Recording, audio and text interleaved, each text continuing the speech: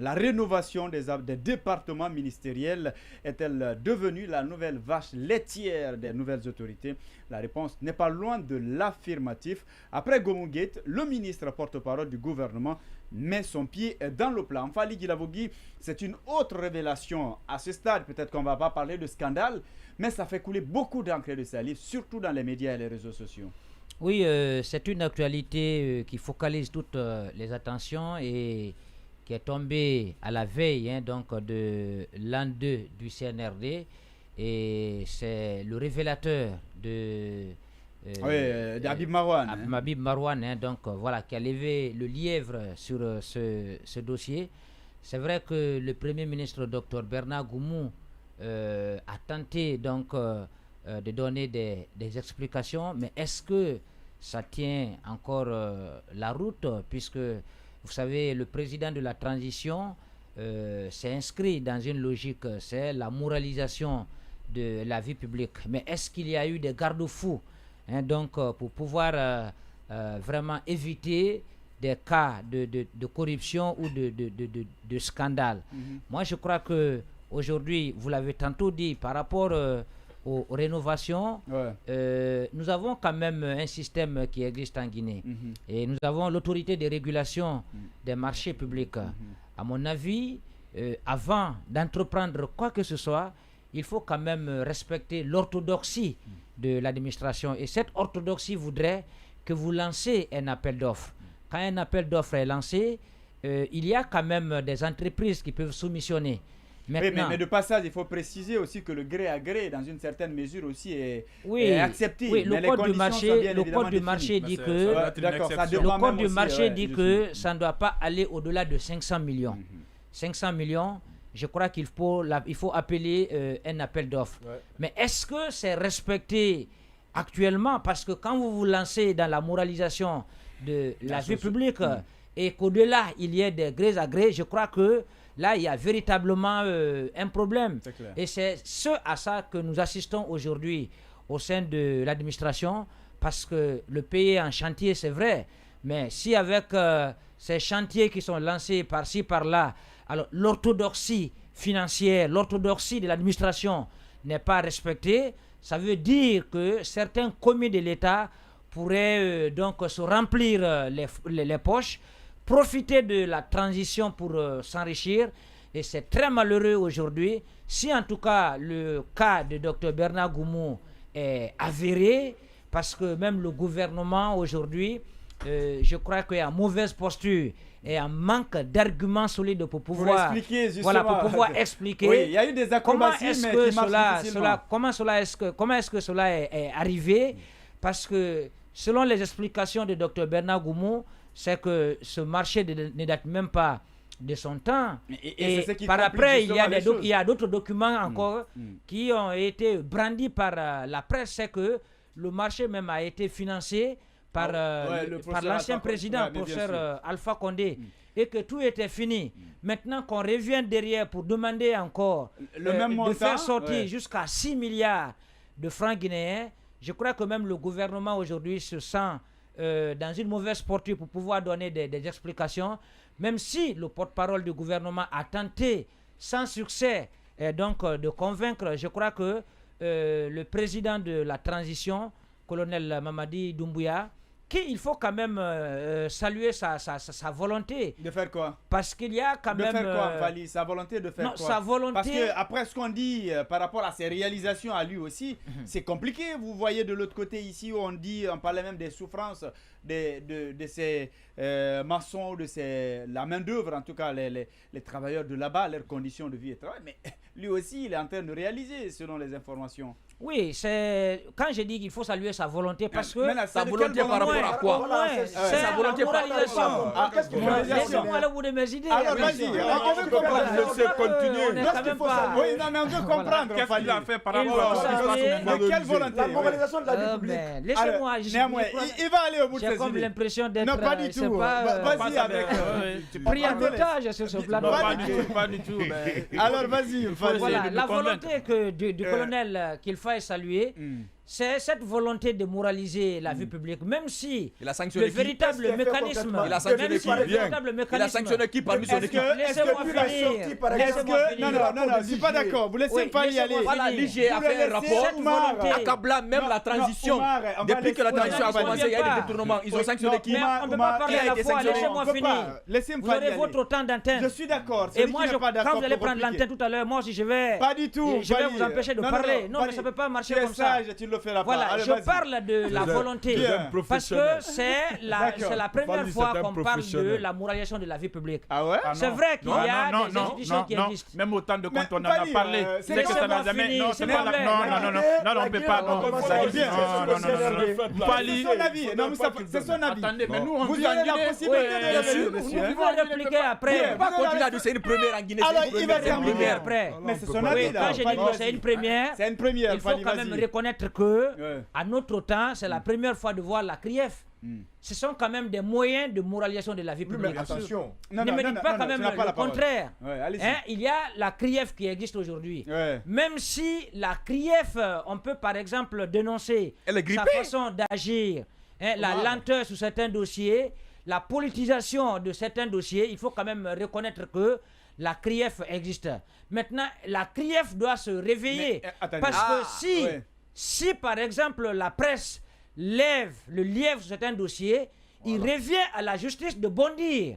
Parce que la presse n'a quand même pas ce pouvoir de traduire en justice un commis de l'État. Ce que la presse peut faire, c'est de faire des révélations. De faire des révélations et avec des preuves à l'appui. Et quand c'est fait, je crois que la CRIEF ne doit pas attendre. Mais il faut saluer cette volonté quand même du colonel de mettre sur pied cette CRIEF-là. Maintenant, on doit aller un peu plus loin parce qu'on a vu les audits. Il y a plusieurs dossiers qui ont été audités à la demande de la présidence. Il y a des ministres même qui sont passés à la RTG pour pouvoir donner des explications, c'est justifié donc à l'opinion par rapport aux dépenses qui ont été effectuées, comment ça a été dépensé. Ça a été fait. Il y a des ministres qui ont été évalués récemment. On a vu les résultats. Et dans l'orthodoxie de l'administration, il faut quand même sanctionner. C'est là où le colonel, à mon avis, aujourd'hui n'est pas en train de mettre un peu de rigueur dans sa gestion.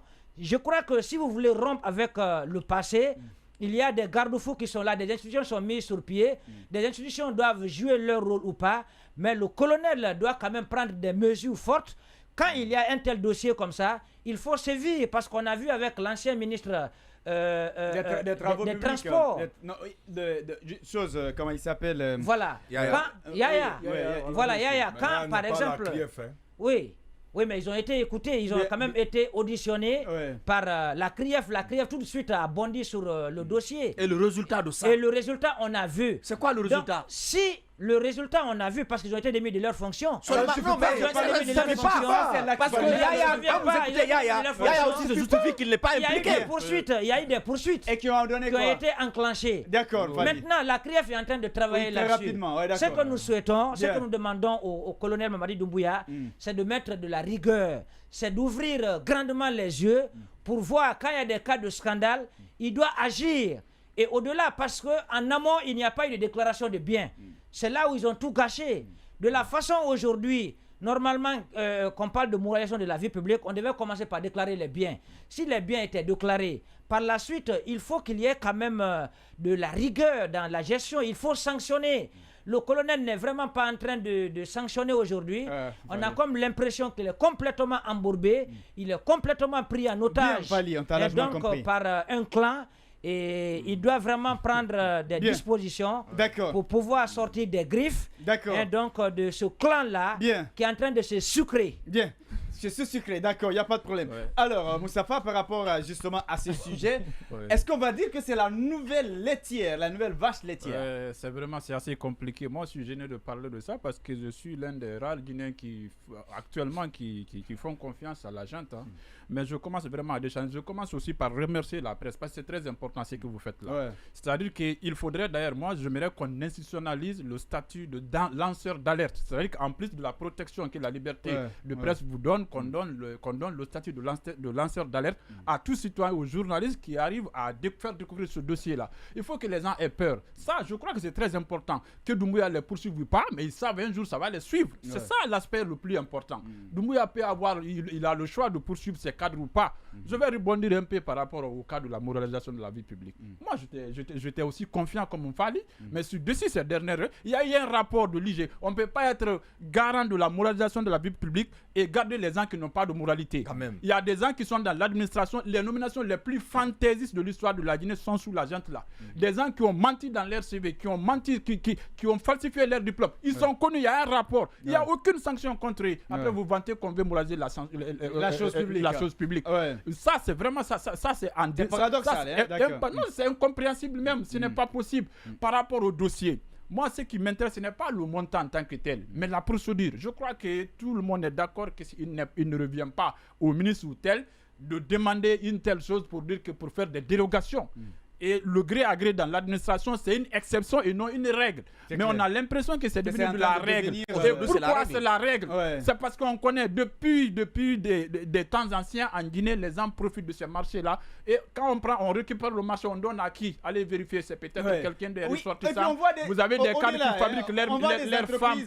Qui sont nés il y a 4 mois ou 6 mois. C'est comme ça, malheureusement. Malheureusement,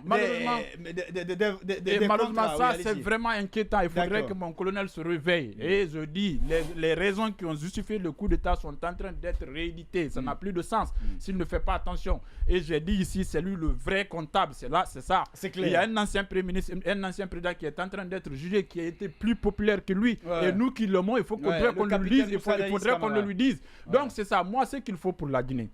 CRIEF, c'est largement insuffisant. Et d'ailleurs, vous voyez les compétences des gens qui animent la CRIEF. Moi, j'avais dit depuis le temps d'Alpha Condé, depuis qu'il a dit qu'il veut gouverner autrement, j'ai écrit une tribune qu'il a lue parce qu'on m'a rendu compte. Je dis ce qu'il faut à la Guinée. Il faut un parquet financier géré par des magistrats étrangers. Il faut mettre la justice guinéenne sous tutelle. Attends, je dis ce que je pense. Non. Oui, mais où est notre souveraineté judiciaire? Laisse-moi s'il te plaît. On a même dépassé ça, je vous dis. En Guinée, c'est l'un des rares pays au monde où les avocats complotent pour leurs propres clients. Vous allez me contester. Où les huissiers de justice refusent d'appliquer ce qu'on appelle les décisions par complicité. Je dis, maître juste, ça ne veut pas dire il faut remettre en tout la Guinée. Il faut créer des institutions comme parquet financier avec un appel d'offres internationales où il va saisir que des magistrats étrangers qui ont la moralité, qui peuvent faire. C'est ça la réalité. Il ne faut pas qu'on ait honte de notre passé. Notre société travaille mal. Les institutions qui doivent être des modèles de la moralisation de la vie publique sont celles qui sont des plus pourries en Guinée. Vous avez la justice, vous avez l'enseignement, vous avez etc. Et c'est je mens. Ça peut ne pas plaire, mais moi je m'en fous. Je dis ce que je pense parce que je sais que je suis l'une des victimes de ce système. Et je fais partie. L'élite guinéenne est en train de devenir une catastrophe. C'est-à-dire qu'on fonde l'espoir sur des personnes, une fois au pouvoir, vont être pires que les anciens. Et malheureusement, il faudrait qu'on réfléchisse à mettre en place un parquet financier. Lorsqu'il y a une alerte est lancée de cette façon-là, que le parquet se saisisse automatiquement. La CRIEF a tellement de choses, c'est une lourdeur. C'est bien parce que moi j'ai dit, c'était l'un des éléments qui m'a donné de confiance par rapport à la transparence et à la gestion et la lutte contre l'impunité. Mais vous voyez aujourd'hui comment la CRIEF fonctionne. C'est décrié, ça c'est une réalité. Mais il faut qu'on utilise d'autres mécanismes. Donc comme je le dis, et ça doit être, il faut que les gens fassent aussi beaucoup attention parce qu'il y a une mauvaise interprétation derrière le montant. Le montant, je crois que 6 milliards pour renouveler une présidence, une primature, à mon avis, ce n'est pas aussi colossal. La résidence du Premier ministre. Oui, mais c'est pas. Je dis, ben oui, mais attendez. Vous savez, il y a des documents. Il faut qu'on se comprenne aussi en Guinée. Vous avez des bâtiments officiels qui ont des caractéristiques sécuritaires placées, secret défense, qui ne se dit pas. Peut-être il y a un bunker atomique, peut-être. Peut-être il y a une canalisation. Non, c'est ce que je vous dis, c'est qu'on ne dit pas tout. Quand on dit rénovation, il y a beaucoup de choses. Moi, je ne vais pas rentrer dans ces détails-là. Parce qu'il y a des. Non, attendez. Il y a des caractéristiques sécuritaires qu'on ne dit pas. Peut-être il y a une canalisation qui va tout droit dans la mer, c'est possible. Moi, je parle dans mes imaginations. On parle du Premier ministre, là. Je dis même, oui, bien sûr, c'est une institution. En cas de crise, jusqu'à la présidence. En cas de crise, ministère dans le pays, le conseil de ministres doit se tenir. Ça peut être un endroit. Donc moi, c'est pas ce qui me... On ne parle pas de résidence. C'est possible, je dis en cas de crise majeure. Oui, c'est une personne. En cas de crise, on va chez le Premier ministre. On ne se comprend pas. On ne peut pas se comprendre sur ça, d'accord. Moi, si dans mes imaginations... pas des faits. D'ailleurs, si le gouvernement ne se reproche de rien, c'est de publier le cahier de charge. Le cahier de charge, là, le premier peut-être les cahiers de charge, attention, les bâtiments officiels, les caractéristiques sécuritaires peuvent être placés secret défense. Moi, je ne veux pas qu'on rentre dans les détails. Moi, je parle dans mes imaginations. Le montant, ce n'est pas le problème. Mais la façon de mettre la procédure d'obtention de ce montant-là et à qui on a donné le contrat, je crois qu'il faut enquêter sur ça. Donc, bref, il faut que la justice guinéenne se réinvente. Voilà, et j'aurais bien, si ça ne va pas, il faut la mettre sous tutelle. Très bien, oui, allez-y. Moi, la question de la lutte contre la corruption et toutes ces infractions d'ordre économique et financier, je crois que leur règlement ne date pas de la transition. De l'ère CNRD, il faut le dire clairement.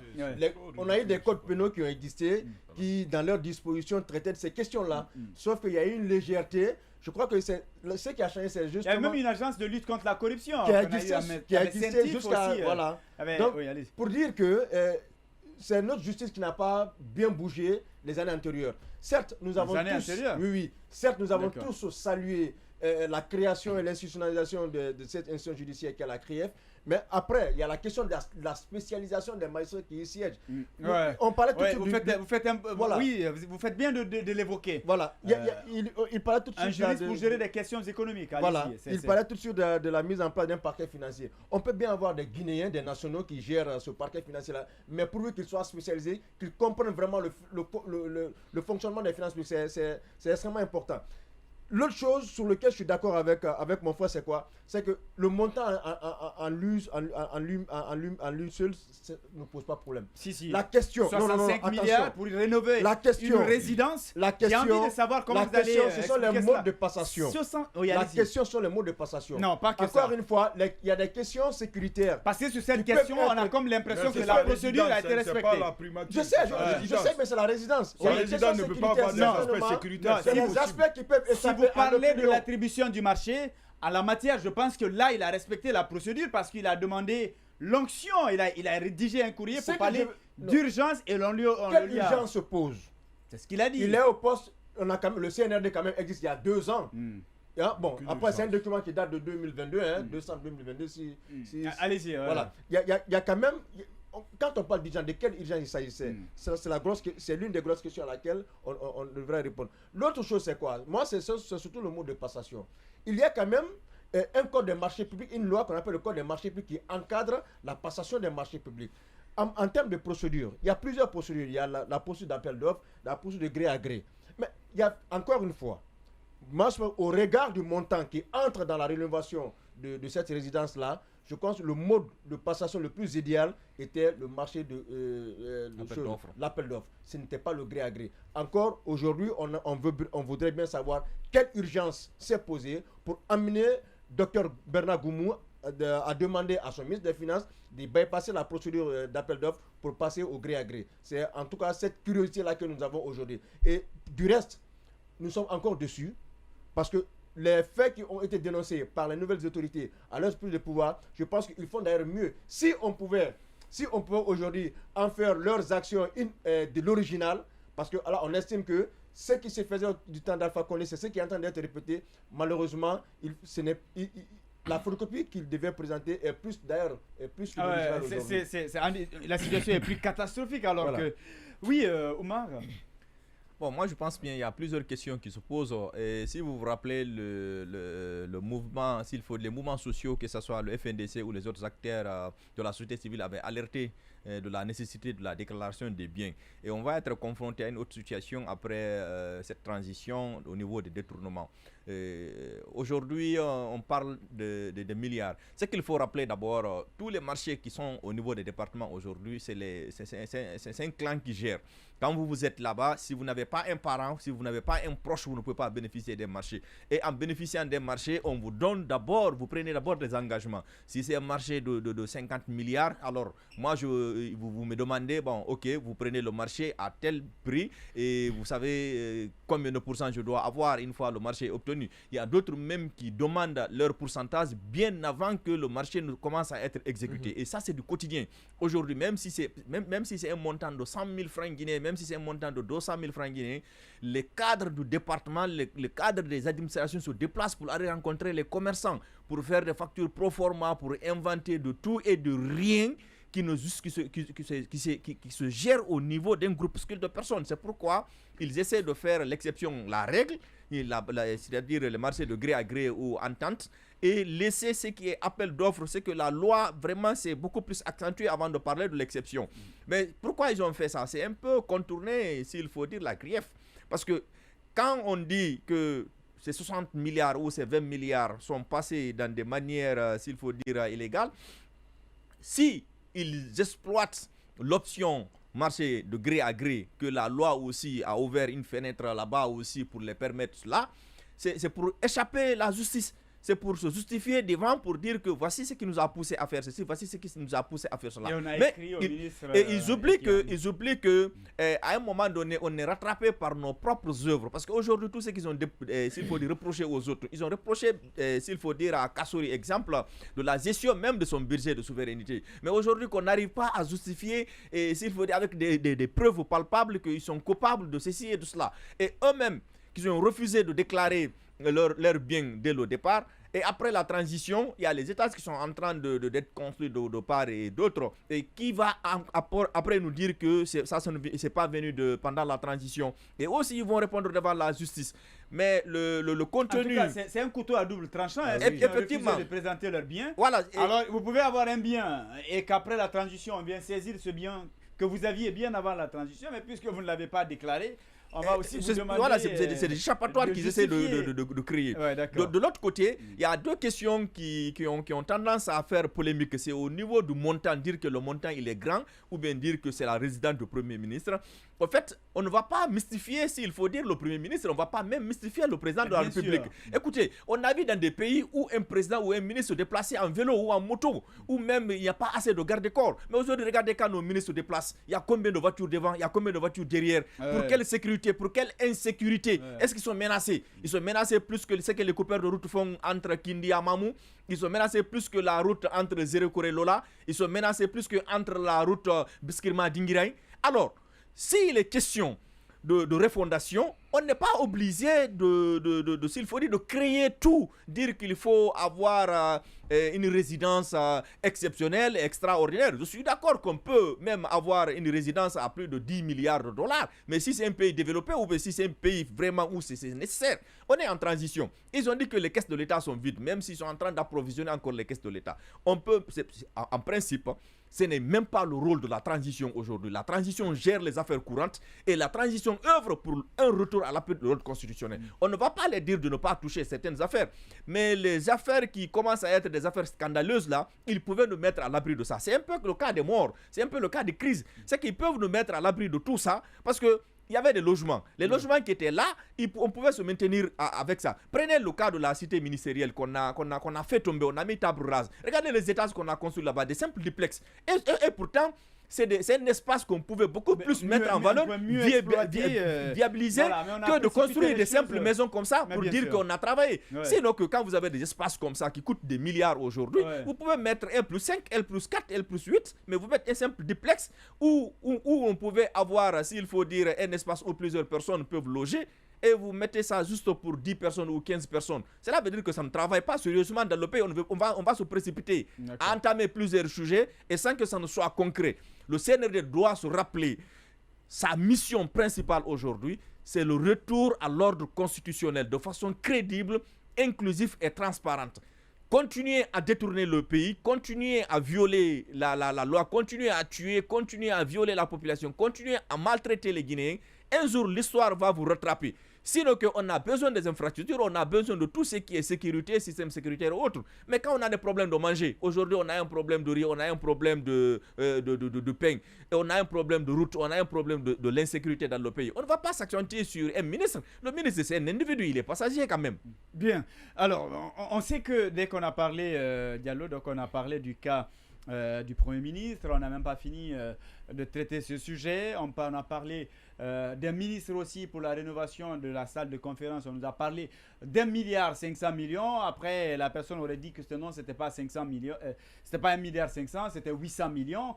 Une salle de conférence, je précise. Et là, on parle aussi d'Ousmane Gawal Diallo avec un montant qui, on parle pratiquement de 65 milliards de francs guinéens. Est-ce que ce n'est pas la nouvelle vache laitière? Bien sûr. La rénovation, c'est-à-dire, puisqu'on n'a peut-être pas une autre façon de prendre de l'argent, on se cache derrière des projets de rénovation, on surfacture et puis c'est bon. Alors, la surfacturation va nous ramener sur quelque chose de très important, les appels d'offres. Parce que, qu'est-ce que c'est? C'est d'ouvrir une activité à plusieurs entreprises et donner le marché à l'entreprise qui offre le moins avec l'acceptation des offres techniques. Donc A et B, s'il y a 2 entreprises A et B, chacune des entreprises va essayer de faire des essais sur l'aspect technique et financier. Par exemple, l'autre entreprise va dire 6 milliards, l'autre entreprise va dire 2 milliards, puisqu'elles ne sont pas concertées. Donc, on va donner la rénovation, par exemple, à l'entreprise qui a proposé 2 milliards, puisque l'offre technique est sérieuse. Donc, c'est pour vous dire que lorsque le Premier ministre il ne voudrait que se couvrir en disant qu'il a fait une demande pour passer à un système de gré à gré. C'est quand même extrêmement compliqué. Ouais. C'est la même chose aussi pour M. Gawal. Si jamais... Oui, c'est 65 milliards. 65 milliards. En réalité, s'il y avait 65 milliards à la suite d'un appel d'offres qui est sérieux, il n'y a aucun problème. Mais je ne peux pas comprendre que si l'appel d'offres est sérieux, qu'il y ait 65 milliards pour rénover. Puisque si vous prenez une maison en tant que telle, à 6 milliards, on peut rénover une maison, quelle que soit sa grandeur, s'il y a du sérieux. Puisqu'il y a des gens qui construisent leur propre maison. Puisqu'il n'y a pas le prix du terrain dedans. Bien sûr. Donc on a créé ici, quand même, bien sûr. Avec 6 milliards, vous pouvez vraiment construire quasiment un nouveau bâtiment. Maintenant, le flou qu'on a eu à entretenir là, est-ce que c'était la maison même de résidence de M. Goumou? L'équivoque a été, sur cette question, l'équivoque a été évoqué, c'est une résidence des premiers ministres. Après Goumou, n'importe quel premier ministre qui voudra. C'est la résidence, voilà. Donc si c'est la résidence quand même, il peut avoir des aspects sécuritaires, je pourrais être d'accord, puisque si c'est le logement... La résidence du premier ministre. Oui, mais bon, quand même, ça ne se justifie pas, même ça à 6 milliards. Moi, je trouve que c'est trop, mais comme je n'ai pas les aspects techniques, en fait, je ne maîtrise pas totalement ces aspects-là, puisqu'en fait, cet argument a été pris comme ça au moment de la synergie. Il a comparé la maison du Premier ministre du Mali, de la Côte d'Ivoire, j'ai suivi. Malheureusement, oui, mais à ce niveau, il ne compare pas les routes réalisées par ces autorités-là par rapport à la Guinée aussi. Il ne réalise pas les avancées de ces pays aussi. Ce qui était choquant dans cette synergie, le journaliste ne cogne jamais. Il acceptait tout ce qu'on dit, même si ce n'est pas acceptable, quoi. Donc, ils étaient complaisants. C'était un peu choquant. Il y a des belles questions aussi. Il n'y a aucune question qu'on avait discuté ici avant la synergie. On avait dit que ça allait être... C'était vraiment choquant. Non, mais attention, pourquoi vous pouvez parler de ça? Il y a quand même eu des vraies questions. Il y a des véritables questions qui ont été posées, des questions pertinentes. À toutes les vraies questions, il y a des fausses réponses. Les journalistes que je connais très téméraires, qui talonnent les ministres. Ils ont laissé tout passer. Ils ont laissé tout passer. Ils ont même parfois aidé le Premier ministre à se passer des situations extrêmement compliquées. Pour éviter je donne un exemple. Voilà, c'est ça. Non, mais écoutez, c'est la vérité. Le Premier ministre, voilà, parfois on l'a beaucoup aidé. D'accord, très bien. Il doit remercier au moins un peu les journalistes pour ça. Donc, je rappelle que sur ces questions-là, il faut quand même il faut avoir une règle. Ça, c'est une règle universelle. Il faut s'habituer aux appels d'offres. C'est la seule façon de gérer les problèmes. Même ça, il y a des rétrocommissions. Quitte à savoir maintenant... Nous sommes dans le domaine de l'expertise, on sait comment ça fonctionne. C'est quand on dit que les magistrats, ils ne sont pas bien formés. En fait, ils n'ont pas ils sont bien formés autant pour moi, mais qu'ils n'ont pas de compétences particulières sur les ressources en matière financière. C'est pas vrai. Ils ont reçu les formations. En réalité, un magistrat, il est bon partout. Il a besoin d'une expertise, c'est-à-dire s'il y a un problème financier, c'est des experts comptables qui font un rapport. Donc il n'a pas besoin, sinon il n'y aura pas de justice. Quand il va traiter d'une question de viol, on va envoyer un médecin pour être juste, ce n'est pas possible. Lui, il se base sur les rapports. Ceux qui suivent le procès, Ils savent que parfois les autres connaissent bien le sujet. Mais le problème, c'est qu'il y a un aspect politique qui les empêche d'aller jusqu'au bout. Cet aspect politique qui ne peut pas gérer, qui ne dépend pas d'eux, ça c'est impossible. Donc les aspects économiques et autres, les aspects juridiques, il faut forcément. Donc c'est un magistrat. Dans le monde entier, ces magistrats, ce sont les magistrats, c'est des gens qui ont des compétences en matière judiciaire, en matière juridique, qui gèrent ces problèmes-là. Ils ont besoin, à côté de l'expertise, il y a des experts qui sont affiliés à la Cour et qui ont prêté serment de faire des rapports qui sont quand même pas contestables, qui sont acceptables. Bien. Donc, de façon générale, il faut, tant qu'on ne veut pas faire l'appel d'offres, c'est qu'on veut faire la magouille. C'est ça, pour être simple. Il Bien, faut les pour appels être, d'offres. simple.